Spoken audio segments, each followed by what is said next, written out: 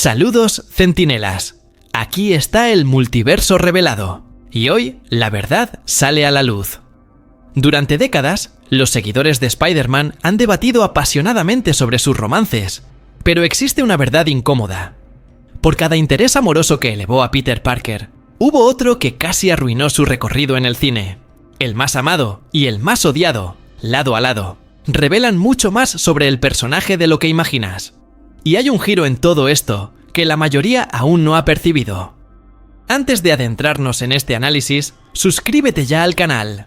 Estamos a punto de alcanzar una meta histórica, y tu apoyo marca toda la diferencia para que esta comunidad crezca y siga trayendo los análisis y teorías más afilados de la cultura nerd. Al suscribirte, no solo fortaleces el canal, sino que aseguras que siempre recibirás contenidos que te mantendrán por delante en los debates geek. Ahora cuéntame, ¿desde dónde estás viendo este vídeo? ¿De qué país y ciudad? Quiero comprobar la fuerza de esta comunidad extendida por todo el mundo, y leeré todos los comentarios. Si este contenido te está conectando con las noticias y teorías más candentes del universo nerd, deja ya el triple kill, dale a me gusta, comenta y comparte. Ahora empecemos por la más polémica de todas, la Mary Jane de Sam Raimi, y el motivo de que se convirtiera en la figura más odiada en la historia de los romances de Spider-Man en el cine. Mary Jane Watson siempre ha sido uno de los pilares del universo de Spider-Man. En los cómics aparece con la icónica frase "Face it, Tiger", "You just hit the jackpot", simbolizando a esa mujer magnética, intrépida, que no solo entiende a Peter Parker, sino que camina a su lado. Esa expectativa estaba presente cuando Sam Raimi llevó a la pantalla al personaje interpretado por Kirsten Dunst. El público quería ver a la fuerza de la naturaleza, que Stan Lee y John Romita crearon en los años 60. Pero lo que llegó al cine fue algo muy distinto. A lo largo de la trilogía, esta versión de Mary Jane se convirtió en uno de los puntos más frustrantes para los fans. En lugar de ser una compañera vibrante, segura de sí misma y capaz de enfrentarse tanto a Peter como al propio Spider-Man, recibimos a un personaje constantemente atrapado en dilemas amorosos, sin claridad en sus decisiones y, muchas veces, sin coherencia. En la primera película se muestra dividida entre Harry Osborn y Peter, mientras intenta afirmarse como actriz, pero sin alcanzar nunca la independencia que tenía su versión en los cómics. La sensación es que nunca toma las riendas de su propia vida. Esa fragilidad narrativa se hace aún más evidente en Spider-Man 2. Mary Jane se compromete con John Jameson, llega incluso a aceptar casarse, pero todo ello mientras sigue mostrando sentimientos no resueltos hacia Peter. El contraste entre lo que Peter sacrifica como héroe y la manera en que ella reacciona a esas ausencias incomodó a muchos seguidores. Un ejemplo clásico es cuando Peter no logra asistir a su actuación en el teatro porque estaba salvando vidas, y aún así ella lo trata como si simplemente no le importara. Esa escena se convirtió en el símbolo de un problema mayor. Yetta parecía más fascinada por la imagen de Spider-Man que por el hombre tras la máscara. En la tercera película, el problema alcanza su punto álgido. Manipulada por Harry, rompe con Peter sin darle espacio al diálogo, arrojándolo a un abismo emocional que resuena en toda la trama. En vez de una compañera que lo refuerza, se transforma en un obstáculo, y eso terminó convirtiendo al personaje en uno de los más controvertidos del cine de superhéroes. Aunque algunos defienden que esa fragilidad la hace más humana, la mayoría del fandom no lo perdonó.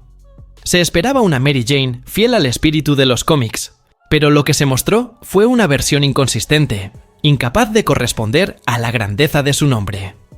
Y todo esto lleva a una pregunta incómoda. ¿Fue esta Mary Jane simplemente una mala adaptación? ¿O el problema estaba en el propio diseño de la trilogía de Raimi, que prefirió explorar el melodrama en lugar de la complicidad heroica? Esa duda se convirtió en el núcleo del debate, y la respuesta cambia por completo la forma en que vemos esas películas hoy. Para entender por qué esta MJ terminó siendo recordada como la más odiada, debemos fijarnos en un detalle específico de Spider-Man 2, un momento que cristalizó la frustración del público y marcó definitivamente a esta versión del personaje.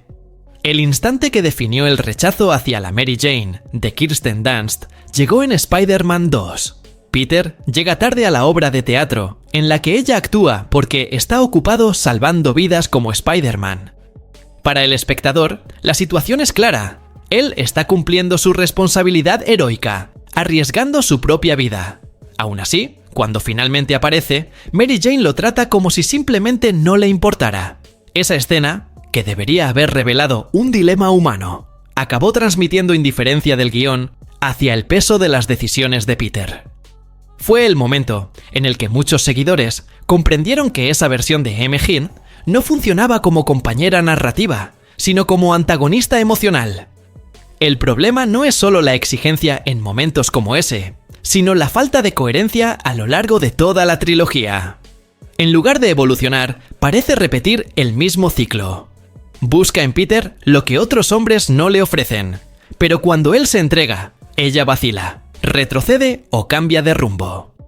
Ese vaivén constante no solo mina la química de la pareja, sino que genera una sensación de desgaste. A diferencia de la MJ de los cómics, que podía ser un punto de estabilidad en medio del caos, esta versión se convirtió en una fuente de inestabilidad que aprisiona a Peter en dramas personales. Algunos críticos intentaron defender la construcción como reflejo de un personaje realista, con inseguridades, errores y decisiones cuestionables. Sin embargo, cuando la narrativa no equilibra esos defectos con momentos de verdadera fortaleza, el resultado es únicamente frustración. En los cómics, Mary Jane tiene inseguridades, pero también momentos icónicos de coraje e independencia. En Amazing Spider-Man, Note 259, por ejemplo, le revela a Peter el peso de su complicada vida familiar, sin perder la determinación. En el cine, ese tipo de matices se perdió, sustituido por tramas de triángulos amorosos y quiebras de confianza. Y hay un detalle importante. La propia trilogía de Raimi nunca le dio a la personaje una identidad fuera de su relación con Peter. A diferencia de versiones posteriores, que mostraron romances equilibrados y con doble agencia, esta MJ existe casi exclusivamente en función de las decisiones del protagonista.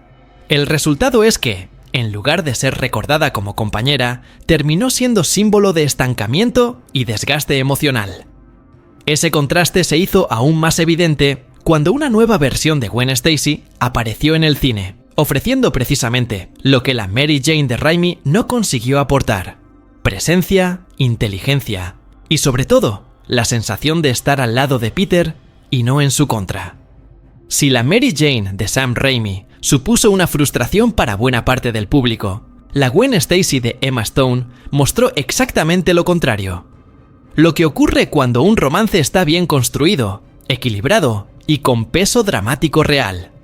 Desde su primera aparición en The Amazing Spider-Man, Gwen transmite una naturalidad poco común. No se impresiona con el traje ni con la figura pública del héroe. Lo que la atrae es la vulnerabilidad de Peter Parker. Esa diferencia fue fundamental, porque puso el foco en el ser humano tras la máscara, y no solo en el mito de Spider-Man. La química entre Emma Stone y Andrew Garfield fue un factor decisivo. Incluso aunque se viera potenciada por la relación real entre los actores, el resultado en pantalla fue palpable. Cada mirada, cada diálogo transmitía una espontaneidad que hacía creer al público en esa pareja. A diferencia de otros romances precipitados, aquí la conexión se desarrolló de manera orgánica. No era simplemente el clásico dilema del héroe que no puede mostrarse. Gwen tenía vida propia, objetivos claros, y se negaba a ser definida únicamente por el rol de novia del protagonista. Ese rasgo se acerca mucho más a la Gwen original de los cómics de los años 60, siempre retratada como inteligente, decidida y emocionalmente presente en la vida de Peter. Pero Emma Stone llevó eso a un nuevo nivel, al convertir al personaje en alguien activo dentro de la trama. En The Amazing Spider-Man 2, cuando Peter intenta apartarla para protegerla, Gwen no acepta pasivamente. Lo confronta, deja claro que nadie debe decidir su vida por ella e insiste en formar parte de la lucha. Eso aportó una madurez poco común en películas de superhéroes, transformándola en compañera y no solo en secundaria. Otro punto que reforzó esta percepción fue la manera en que Gwen reaccionaba al peso de la doble vida de Peter. En lugar de exigirle presencia en momentos imposibles, como hacía la M.J. de Dunst, comprendía la carga del héroe y buscaba maneras de sumar. Esa complicidad resonó intensamente entre los seguidores, porque parecía finalmente la relación que tenía sentido para Spider-Man. Un amor que lo fortalecía, sin ignorar los peligros que lo rodeaban. El impacto fue tan grande que hasta hoy, la Gwen Stacy de Emma Stone es recordada como la versión definitiva del interés amoroso del héroe en el cine.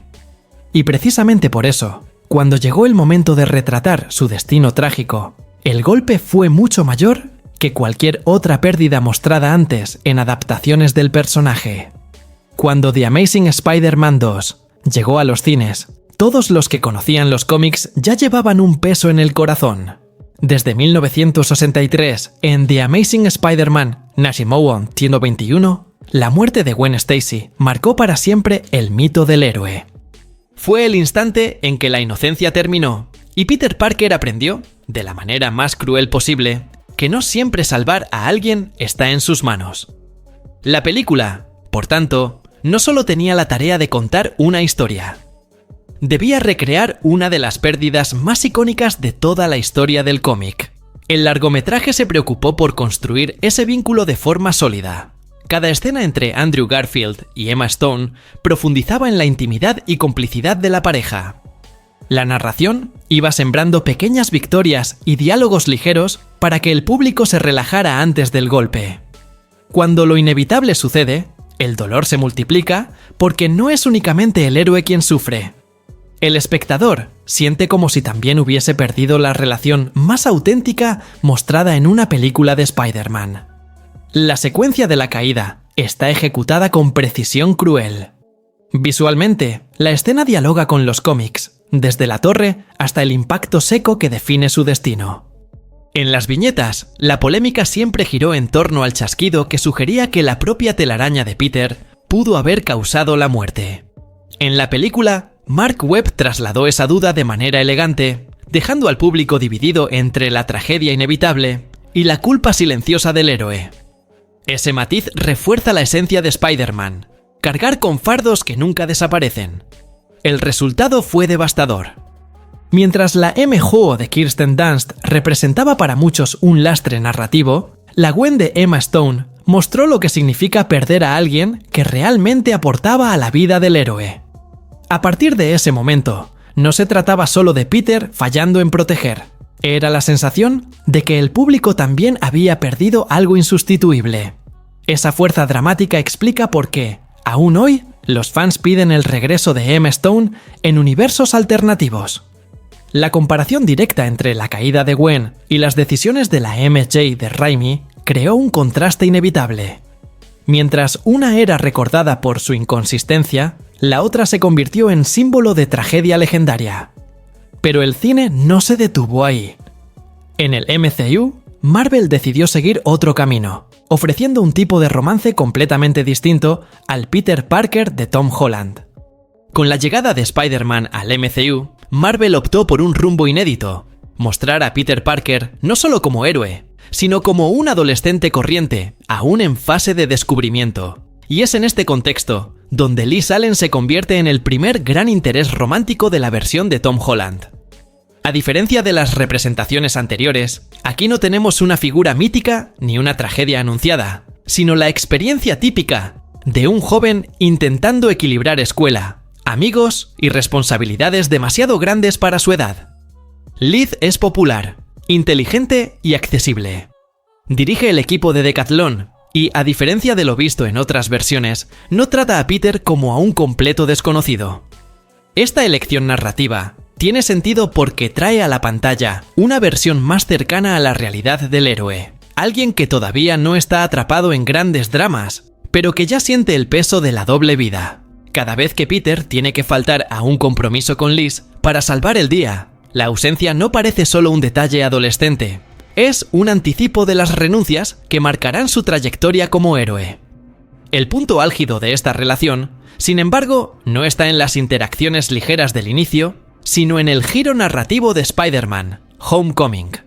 Cuando Peter acude a recoger a Liz para el baile y se encuentra con Adrian Toomes, el buitre, abriendo la puerta como su padre, la película crea una de las sorpresas más impactantes del MCU. Esa revelación trastoca toda la lógica del romance juvenil y lo convierte en parte central del conflicto del héroe. La tensión en el coche, con Toomes encajando poco a poco las piezas, se convirtió en una de las secuencias más elogiadas de la primera etapa de Tom Holland. El desenlace del arco también evita el cliché. Liz no desaparece por un simple enfado adolescente, sino porque toda su vida queda destruida tras la detención de su padre. Esta decisión narrativa refuerza una idea presente desde los cómics de Stan Lee. Las relaciones de Peter siempre sufren las consecuencias del mundo heroico, incluso cuando él intenta proteger a quienes ama. Este primer romance del MCU no tuvo la intensidad emocional de Gwen Stacy, pero cumplió su papel: mostrar que, incluso en los momentos en los que parece solo un chico normal, Peter nunca podrá llevar una vida corriente. Y fue precisamente esta lección la que abrió paso a un nuevo tipo de interés amoroso, que se convertiría en la versión más singular y recordada de MCU en el cine. Cuando Zendaya apareció en Spider-Man: Homecoming, pocos imaginaron que su personaje, presentado inicialmente como Michelle Jones, sería la nueva MJ del MCU. A diferencia de las versiones anteriores, no entró en escena como un gran interés romántico inmediato. Su presencia era discreta, marcada por el sarcasmo, el humor seco y esa actitud de observadora que parecía ver siempre a través de las máscaras sociales de su entorno. Esta elección sorprendió, porque rompía con la tradición de la chica inalcanzable y ofrecía algo más cercano a la realidad de los adolescentes actuales. La construcción de la relación entre Peter y MJ en el MCU fue lenta, deliberada y basada en pequeños gestos. A diferencia de las versiones de Raimi y Webb, no hubo grandes declaraciones ni pasiones repentinas. Hubo miradas, comentarios sutiles y un descubrimiento gradual de afinidades. Este planteamiento hizo que la evolución de la pareja resultara más natural y creíble. Cuando finalmente se besan en Far From Home, no es un gran clímax dramático, sino un momento tímido, casi torpe, exactamente el tipo de experiencia que conecta al espectador con la juventud del personaje. Otro aspecto destacable es cómo la MJ de Zendaya no se deja absorber por la narrativa del héroe. Desde el principio muestra iniciativa propia, una visión crítica del mundo y de Peter, algo más cercano a la Gwen Stacy de Emma Stone que a la Mary Jane de Kirsten Dunst. En No Way Home, esta característica se acentúa aún más. Junto a Ned, participa activamente en las decisiones y se enfrenta a las amenazas de frente, sin convertirse nunca en la típica damisela en apuros. Eso responde a lo que los fans siempre han pedido: relaciones que no solo giren alrededor de Peter, sino que aporten a su viaje. El desenlace en No Way Home llevó esta construcción a su punto más emotivo. Cuando Peter decide borrar su existencia de la memoria de todos para proteger a quienes ama, la despedida silenciosa con MJ resulta devastadora. No hay grandes discursos, sino la ausencia de palabras, las miradas y el dolor contenido. Ese momento aseguró a la MJ de Zendaya un lugar destacado en la historia del héroe. La primera en vivir un romance que, aunque interrumpido, parecía auténtico, ganado poco a poco y lleno de humanidad. Esta reinvención de la MJ demostró que Marvel entendió lo que estaba en juego. No se trataba de repetir fórmulas, sino de crear algo que resonara en una nueva generación. Y, en ese proceso, se convirtió no solo en aceptada, sino ampliamente celebrada por los seguidores como una de las mejores versiones de la compañera de Peter Parker en el cine. No todas las versiones de intereses amorosos de Spider-Man tuvieron espacio para desarrollarse, y quizá el mayor ejemplo de ello sea Felicia Hardy en The Amazing Spider-Man 2. Interpretada por Felicity Jones, el personaje aparece únicamente como asistente de Harry Osborn, sin relevancia narrativa, sin conexión con Peter, y sobre todo, sin ningún indicio de su identidad en los cómics como La Gata Negra. Fue una oportunidad desperdiciada. En las viñetas, Felicia es una de las figuras más complejas en la vida de Peter. Ladrona, aliada ocasional y, en muchas ocasiones, interés romántico que coloca al héroe frente a dilemas morales. En el cine, en cambio, se redujo a un gesto vacío, fruto de un guión más preocupado en preparar futuros spin-offs que en construir personajes sólidos. Ese contraste se hace aún más evidente al observar a Gwen Stacy en Spider-Man 3, interpretada por Bryce Dallas Howard. Aunque con escaso tiempo en pantalla, su presencia destacó. A diferencia de la MJ de Dunst, Gwen fue retratada como amable, elegante y genuinamente bondadosa. No existía para sustituir a Mary Jane, sino como contrapunto narrativo, una figura que subrayaba hasta qué punto Peter se estaba alejando de sí mismo. Su beso con Spider-Man en público y su participación en el desastroso número de jazz fueron utilizados como detonantes del conflicto central con MJ. Pero, incluso en medio del caos del filme, Gwen salió más digna que los propios protagonistas.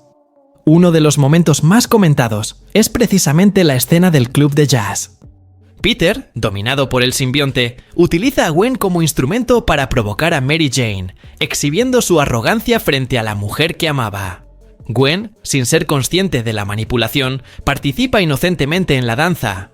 Al descubrir que había sido utilizada, pide disculpas a MJ.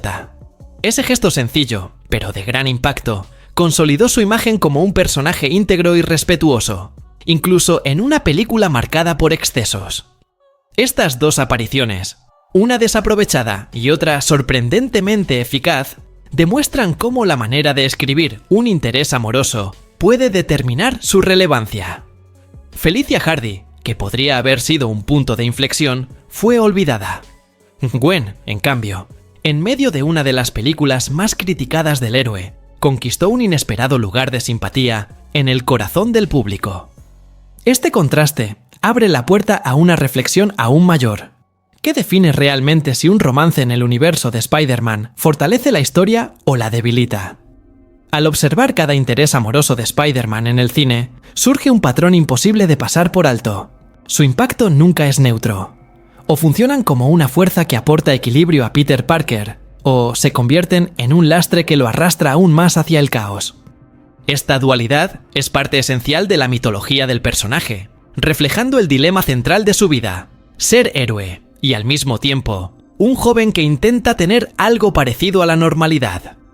En las películas de Raimi, Mary Jane terminó representando más debilidad que apoyo, en gran parte debido a elecciones de guión que la convirtieron en un personaje indeciso y alejado de la fuerza que tenía en los cómics.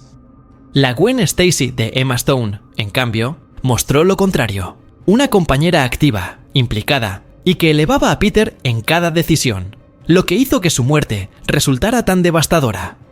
En el MCU, Liz Allen simbolizó la vida que Peter desearía tener, pero que nunca podría sostener, mientras que la MJ de Zendaya ofreció una reinvención moderna del mito, basada en complicidad y autenticidad. En los cómics, esta dinámica también siempre estuvo presente. Gwen representaba inocencia y tragedia, Mary Jane, madurez y resiliencia. Cuando estaba bien escrita, MJ era precisamente el refugio que le faltaba a Peter tras la muerte de Gwen.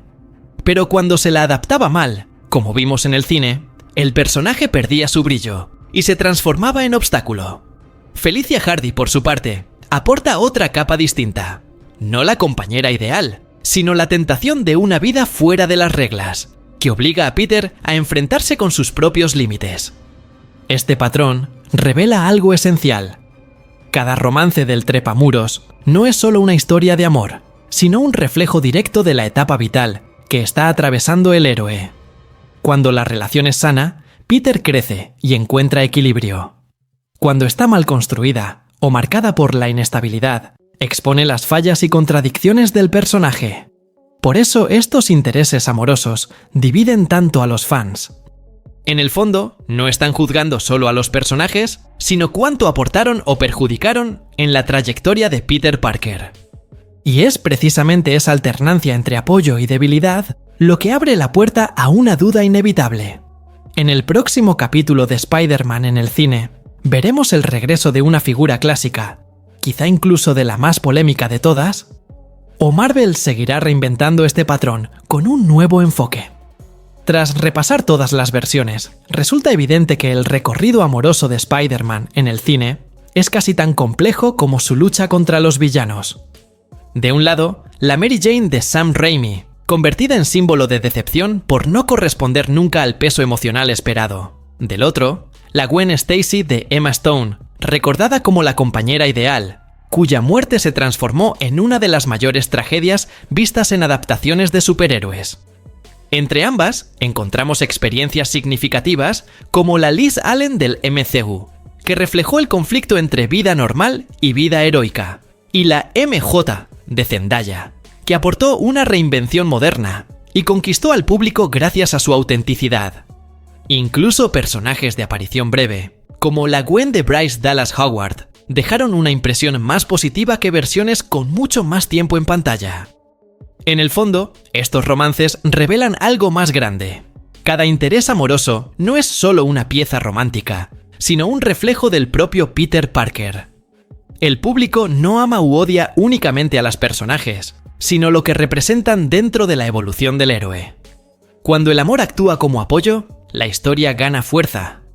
Cuando se convierte en obstáculo, el peso recae no solo sobre Peter, sino sobre toda la narrativa. Por eso este debate nunca se cierra, y siempre regresa con fuerza en cada nueva adaptación. Ahora quiero escucharte a ti. ¿Quién fue el verdadero amor de Peter Parker en el cine? ¿A quién consideras la mejor compañera? ¿Y cuál de ellas nunca debería haber existido? Escríbelo en los comentarios y cuéntame también desde dónde estás viendo este video, tu ciudad o incluso tu país. Quiero comprobar la fuerza de esta comunidad extendida por todo el mundo. Y si este repaso por la historia de Spider-Man te ha conectado con los análisis más afilados de la cultura geek, suscríbete ya al canal. Estamos a punto de alcanzar una meta importante, y tu apoyo es fundamental para que esta comunidad siga creciendo. Al hacerlo, te aseguras de estar siempre al día de las teorías, curiosidades y análisis que marcan la diferencia en las conversaciones entre fans.